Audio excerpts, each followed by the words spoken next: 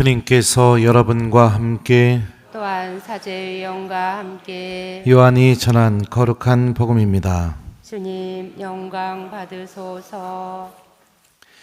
그때 예수님께서 제자들에게 말씀하셨다.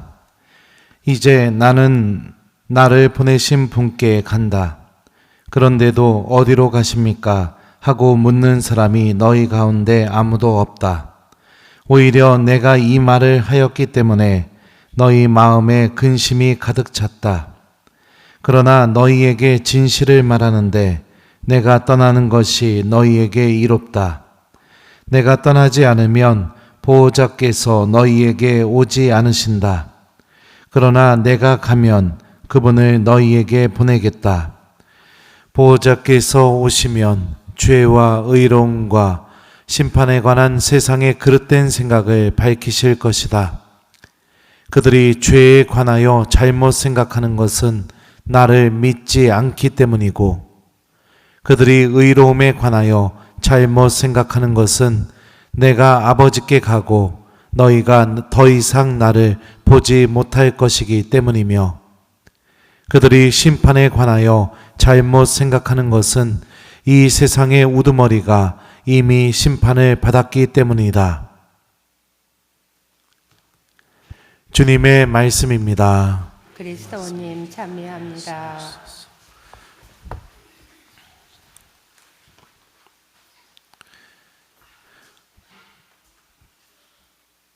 오소서 성령님.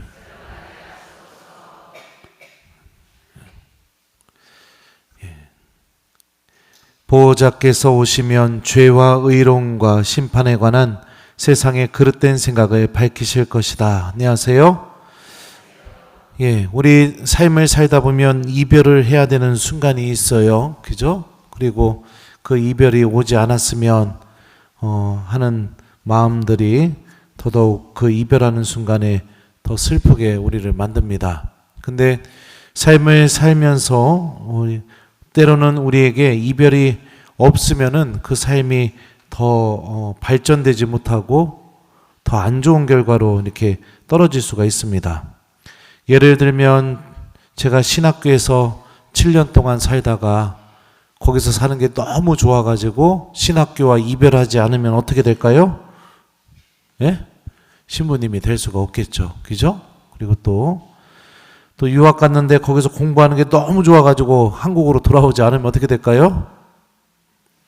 그러면은 여기서 본당심으로 못 하겠죠. 원성동 성당이 너무 좋아가지고선 10년이고 20년이고 여길 떠나지 않으면 어떻게 될까요? 좋아요? 그러면 나중엔 여러분들 식상해가지고 별로 느낌도 없을 겁니다. 근데 이별하는 순간은 참 슬프지만 그 이별이 오히려 나를 더 성장시키고 내가 더 세상을 더 기쁘게 살아가게 해주기도 합니다. 오늘 복음을 보면 예수님께서 말씀하셔요. 내가 떠나는 것이 너희에게 이롭다.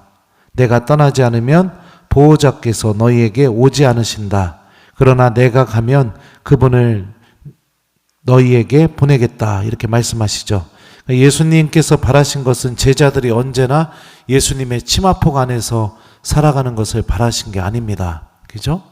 성령께서 제자들에게 오셔서 성령의 도우심과 함께 세상 안에서 또 다른 작은 예수님으로 또 다른 예수님으로 살아가면서 모든 사람들을 구원하시는데 제자들이 거룩한 도구가 되기를 바라신 겁니다.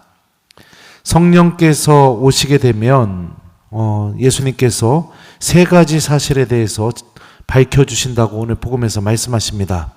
보호자께서 오시면 죄와 의로움과 심판에 관한 세상의 그릇된 생각을 밝히실 것이다. 그들이 죄에 관하여 잘못 생각하는 것은 나를 믿지 않기 때문이고 라고 이렇게 돼 있는데, 보통 죄라는 것은 유다인들은 어떻게 생각했냐면 율법을 어기는 거, 그죠? 계명을 어기는 거. 좀 더 넓은 의미로 보면 하느님 말씀을 내가 거부하고 지키지 않는 것. 이게 유다인들은 죄로 생각을 했습니다. 그런데 보호자 성령께서는 그 하느님의 모든 말씀과 모든 계명이 바로 예수님을 가리키고 있다라는 것을 밝혀주시죠. 죄는 다른 것이 아니라 우리에게 구원을 이루어 주신 예수님을 믿지 않고 거부하는 것. 다시 말하면 예수님의 십자가 죽음과 부활을 통해서 우리에게 이루어진 이 구원 자체를 내가 받아들이지 않는 것. 이게 엄밀한 의미에서 죄죠. 또 예수님이 이렇게 말씀하셔요. 그들이 의로움에 관하여 잘못 생각하는 것은 내가 아버지께 가고 너희가 더 이상 나를 보지 못할 것이기 때문이며 라고 말씀하시는데요. 의로움이라는 것은 여러분들 하느님과 올바른 관계를 맺는 길이 의로움입니다. 유다인들은 하느님과 올바른 관계를 맺는 길이 무엇이었느냐? 율법이라고 생각했어요. 그런데 율법을 잘 지키게 되면 하느님과 내가 좋은 관계, 올바른 관계를 맺는다고 생각했죠. 하지만 성령께서 오시게 되면 그 율법을 잘 지키는 삶, 그게 중요한 것이 아니라 바로 예수님께서 내가 예수님 안에 머물고 예수님과 깊은 관계를 맺는 삶, 이 삶이 사람이 하느님과 올바른 관계를 맺는 길이라는 것을 밝혀주신다는 겁니다. 이미 예수님께서는 나는 길이요 진리요 생명이다. 나를 통하지 않고서는 아무도 아버지께 갈 수 없다 라고 말씀하셨죠. 그리고 승천을 통해서 아버지께로 가는 길이 율법이 아니라 예수님에 대한 믿음이라는 것을 명확하게 보여주십니다. 이게 왜 중요하냐면 율법을 지키는 것 자체가 여러분들 좋아 보일지 모르겠지만 잘 생각해 보십시오. 율법을 잘 지키려는 그 마음 안에 담겨 있는 생각이 무엇이냐면 내가 잘 지키면 되는 거예요. 거기 하나님이 필요하지 않아요. 내가 계명 다 기억해서 계명 하나도 안 어기고 잘 지키면 되는 거예요. 하나님의 은총과 도움도 필요 없어요. 내 의지만 필요할 뿐이에요. 마치 이게 어떤 거랑 똑같냐면 주일 미사 안 빠졌으면 나는 죄를 저지른 게 하나도 없다고 생각하는 거랑 똑같은 겁니다. 네. 하느님과 내가 관계를 맺고 주님께서 주시는 그 말씀을 하루하루 실천하고 그 말씀이 이루어진다고 믿고 살아가고 내가 이런 삶이 다 빠져 있어도 주일 미사 안 빠지면은 나는 죄를 지었다고 생각을 안 합니다. 여기에는 뭐가 있어요? 하느님의 도우심, 은총 이런 거 하나도 없죠. 내가 안 빠지면 되는 거예요. 그러니까 율법 자체가 나쁜 것이 아니라 율법을 대하는 우리들의 마음 자체가 자칫 잘못하면 하느님과 관계 자체를 맺을 수 없게 되는 것이죠. 그러니까 정말 중요한 게 뭐냐? 예수님에 대한 믿음. 예수님 안에 머무르는 것이 내가 구원으로 걸어나가는 길이라는 것을 내가 인식하는 것. 그럼 예수님 안에 머무르는 게 뭐예요? 예수님은 두 가지 모습으로 우리와 지금 함께 계시죠? 첫 번째가 예수님의 말씀이고 두 번째가 성체성사입니다. 그죠? 주님 말씀을 듣고 내가 성체 안에 가까이 머무르는 것. 바로 거기 안에 구원을 향하는 길, 아버지 하느님께로 가는 길, 그 구원의 길이 담겨 있다는 것을 성령께서 명확하게 밝혀주실 것입니다. 그들이 심판에 관하여 잘못 생각하는 것은 이 세상의 우두머리가 심판을 받았기 때문이다. 요한복음에서 이 세상의 우두머리라는 단어는요, 여러분들 악을 상징합니다.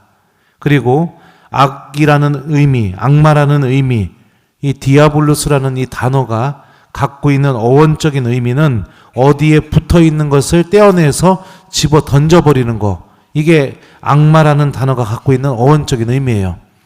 하느님 안에 놓여 있는 우리를 하느님으로부터 떼어내서 집어 던져버리는 거. 하느님과 우리를 분리시켜버리는 거. 내가 하느님과 아무 상관없이 살아가는 거. 이거 자체가 여러분들 이미 악의 지배를 당하고 살아가고 있는 겁니다. 죄를 저지르지 않았다 하더라도 하느님과 아무 상관없이 살아가는 거. 기도하지 않는 것이 아무 문제 없다고 생각하는 거.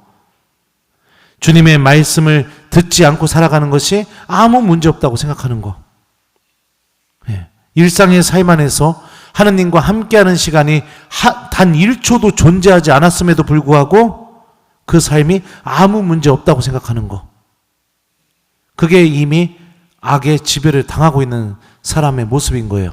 근데 중요한 건 뭐냐? 성령께서 오시게 되면 이렇게 살아가는 삶의 방법 자체가 이미 하나님 안에서 심판받은 삶이라는 것을 밝혀준다는 것이죠. 특별히 죄를 저지르지 않았다 하더라도. 하나님이 없어져 버려야 행복하고요. 하나님이 기억되지 않아야 즐겁고, 하나님이 내 삶 안에서 존재하지 않아야 편안하고 행복합니다. 하나님과 함께하는 시간을 버리고 차라리 그 시간에 공부를 하고, 그 시간에 취미 활동을 하고, 그 시간에 돈을 버는 것이 더 지혜롭고 현명하고 더 세상을 행복하게 사는 길이라고 생각합니다. 악의 지배를 당하면 이렇게 돼요. 그리고 끊임없이 내 입에서는 핑계만 나와요. 핑계만. 마음 안에서부터 하느님 잊은 적 없다고요. 근데 어떡합니까? 이미 그런 삶은 하나님 안에서 심판받은 삶인데요. 심판받은 삶이죠. 성령께서 오시면 그렇게 살아가는 삶이 이미 심판받았다는 것을 깨닫게 해주신다는 겁니다. 성령께서는 이처럼 우리가 예수님 안에 머물고 주님의 말씀과 성체성사로 살아가게 만들어주시고, 그리고 하느님과 깊은 관계를 맺으면서 살아가는 삶 안에 구원이 담겨 있다는 것을 이제 오셔서 밝혀주실 것입니다. 그리고 제자들은 이 보호자 성령의 인도에 따라서 세상 안에서 사람이 구원을 얻는 길이 어디에 있는지를 사람들에게 전하기 시작하겠죠. 그 모습이 오늘 일독서에 나옵니다. 감옥에 갇혀 있어도 바오로와 실라스는 하나님께 찬미의 노래를 부릅니다. 그리고 기적이 일어나게 되죠. 간수가 물어봅니다. 두 분 선생님, 제가 구원을 받으려면 어떻게 해야 합니까? 그러자 바오로와 실라스가 대답합니다. 주 예수님을 믿으십시오. 그러면 그대와 그대의 집안이 구원을 받을 것입니다. 하느님 안에 구원이 있다라는 것, 예수님 안에 구원이 있다라는 것을 바오로는 간수들에게 밝혀주고 있죠. 많은 교우들이 이 성령의 인도에 따라서 살아가지 않고 있습니다. 너무나 많은 교우들이요. 현세적인 것들, 자기 욕심, 욕망, 물질, 이런 것 안에 구원이 있다고 생각합니다. 그러니 너무나 안타까운 일들이 많이 벌어지게 되죠. 하느님은 필요 없는 분, 내 삶을 귀찮게 만드는 분, 그냥 내가 신앙심이 깊어지면 깊어질수록 내가 해야 될 게 더더욱 없어져 버리게 되는, 걸리적거리는 분, 이렇게 느끼면서 살아가는 신앙인들이 너무 많습니다. 그냥 주일 미사 한 대 안 빠지면은 나 하나님하고 관계 아무것도 문제되지 않는다고, 이런 율법주의에 빠져 있고, 그러면서 살아가는 불행한 신앙인들이 정말 많죠. 주님의 말씀을 듣고 성체를 가까이 하고, 여러분들, 그리고 내가 하느님 안에 머무르는 삶을 사랑하는 그 삶 안에 구원이 담겨져 있습니다. 교회는 처음부터 사도들의 입을 통해서 이런 삶 안에 구원이 있다고 끊임없이 우리들에게 선포했었죠. 성령의 인도를 따라가셨으면 좋겠습니다.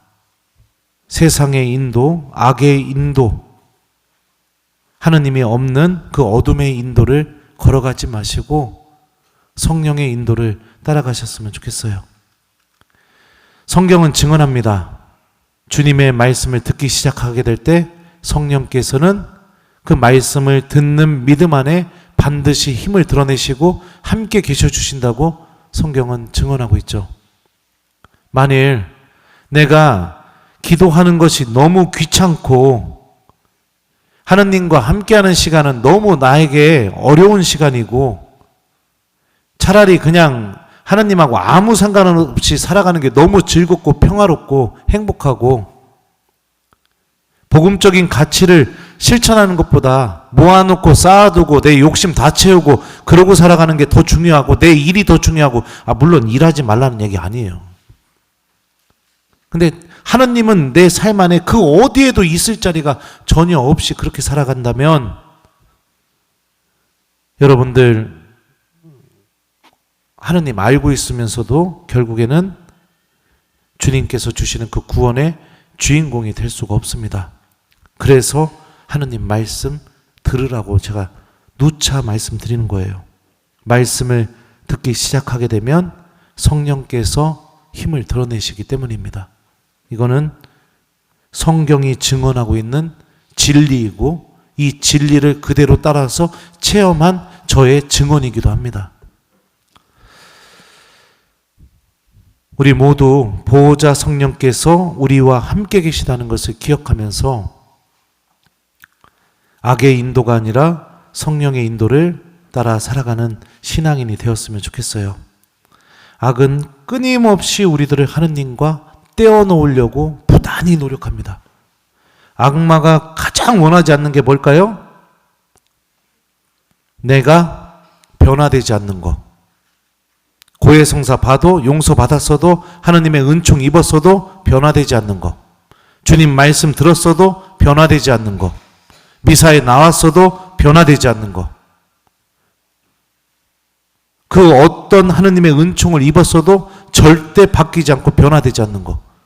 언제나 그 상태로 은총을 입고 막 좋아요. 그리고 나서 다시 어둠으로, 다시 죄로, 다시 하느님과 상관없는 삶으로, 다시 하느님 없이 살아가는 삶으로 돌아오게 만드는 것. 이게 악마가 우리에게 간절히 바라는 겁니다. 간절히 바라요. 그거 해주기 위해서 엄청난 것들을 다 해주죠, 우리에게. 우리 변화돼야 되고요. 바뀌어야 되고, 그리고 이 어둠의 굴레에서 벗어나서 하느님께로 걸어나가야 됩니다. 하루에 복음 말씀 한 구절씩 실천하는 삶. 이 삶은 이 굴레에서 빠져나올 수 있도록 분명히 도와줍니다. 분명히 도와줘요. 보호자 성령께서는 우리가 세례받은 그 순간부터 우리와 함께 계십니다. 그리고 우리 바오로 사도의 증언처럼 어떻게 기도해야 될지 모르는 우리를 대신해서 깊이 탄식하시면서 우리를 위해 대신 간구해주고 계십니다. 그리고 모든 것이 함께 작용해서 내 안에서 하느님의 구원과 선이 이루어지도록 우리들을 위해 끊임없이 도와주시고 은사와 은총들을 나누어 주십니다. 우리가 하느님의 말씀에 귀를 기울이면서 이 성령의 인도를 따라가기 시작한다면 우리들은 예수님의 말씀처럼 성령과 함께 세상 안에서 주님의 구원을 전하는 또 하나의 예수님으로서 우리들은 살아갈 수 있게 될 겁니다. 숙제 드릴게요. 오늘 숙제는 여러분들 내일 복음 말씀 한번 읽으시고 성령께 도움을 청하는 기도를 하기. 성령님, 제가 방금 읽은 이 말씀이 내일 하루 동안 제 안에서 꼭 이루어질 수 있도록 저를 도와주십시오 라고 이렇게 청하면서 기도하는 저녁을 보내보기, 이거를 숙제로 드립니다. 우리 모두 성령의 인도와 함께 죄와 의로움과 심판에 대해서 정확하게 우리들이 인식하고 하느님께서 베풀어 주시는 구원으로 걸어나가는 신앙인들이 되었으면 좋겠습니다. 보호자께서 오시면 죄와 의로움과 심판에 관한 세상의 그릇된 생각을 밝히실 것이다. 아멘.